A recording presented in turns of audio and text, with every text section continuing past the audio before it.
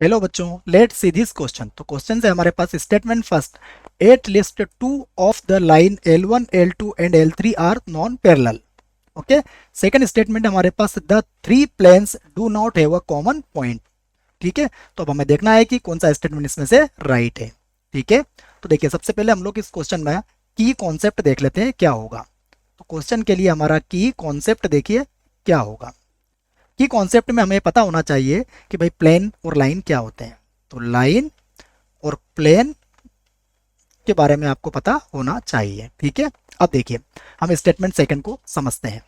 Statement second हमारे पास क्या है? स्टेटमेंट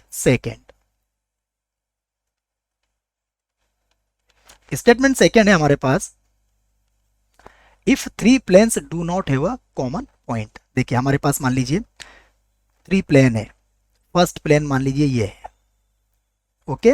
सेकंड प्लेन मान लीजिए ये हमारे पास कहीं पर है, यहाँ पर। ये हमारे पास सेकंड प्लेन है। ओके। थर्ड प्लेन हमारे पास और कहीं बना लीजिए आप।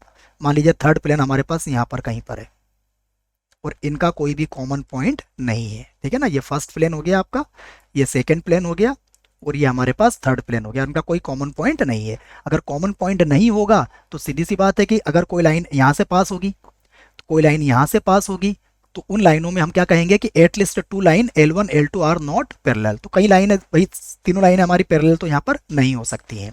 तो हम ये कहेंगे कि the three planes do not have a common point. अगर ऐसा होता है तो फिर हमारा स्टेटमेंट फर्स्ट भी क्या होगा? राइट होगा। मतलब स्टेटमेंट सेकंड अगर हमारा राइट है तो स्टेटमेंट फर्स्ट भी हमारा राइट होगा। और किस बेस पर हम कह रहे हैं? स्टेटमेंट सेकंड के बेस पर हम कह सकते हैं कि स्टेटमेंट फर्स्ट हमारा क्या होगा?